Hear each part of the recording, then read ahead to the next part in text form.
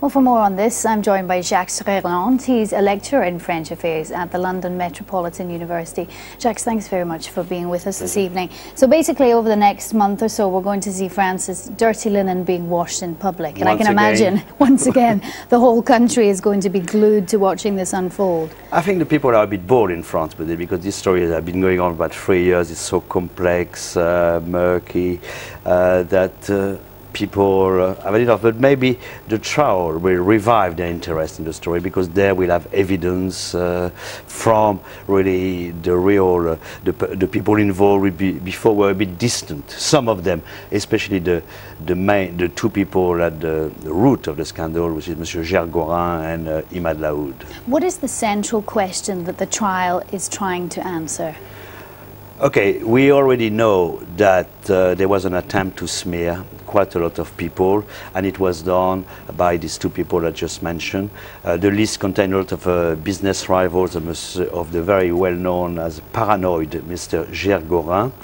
But the whole point, what matters, what is interesting to the rest of the world and to the rest of France, is whether Dominique de Villepin was the one who decided to include the name of potential political rivals for the presidential election of 2007. That's what the big question is. Were these names of Dominique Strauss-Kahn, Laurent Fabius, potential socialist candidates, and Nicolas Sarkozy added at the behest of Dominique de Villepin, and some even mentioned under direction from President Chirac.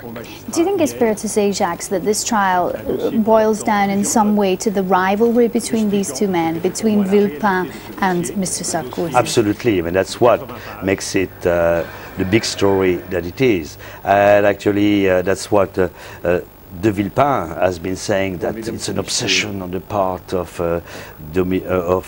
Nicolas Sarkozy, that he's twisted, he's become completely bitter about it, and he wants to kill him because he doesn't want him to stand again in 2012. He wants to finish his political career, because the rivalry within two camps within the right-wing majority, the UMP party. On one end, there was the camp, already it goes back to 1995, when Balladur, with his right-hand man, Nicolas Sarkozy, stood against Jacques Chirac, and Dominique de Villepin was Jacques Chirac's right-hand man.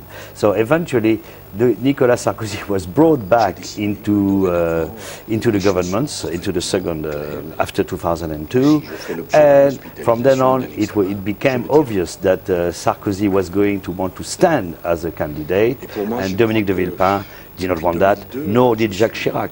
And there's a strong personal rivalry there, but there's also there was also an ideological dimension to it. The fact that on one hand, Chirac and de Villepin felt that if Sarkozy won, he would break away with the French social Republican model, which they all so dear, which was their big theme of the political stand.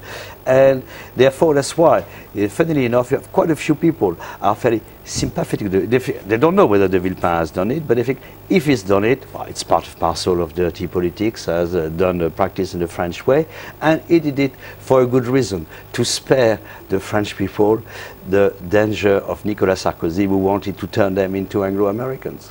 Well, all I can say is we're going to watch with interest as how things unfold. Thanks very much for joining us, Jacques Reland. Thank you.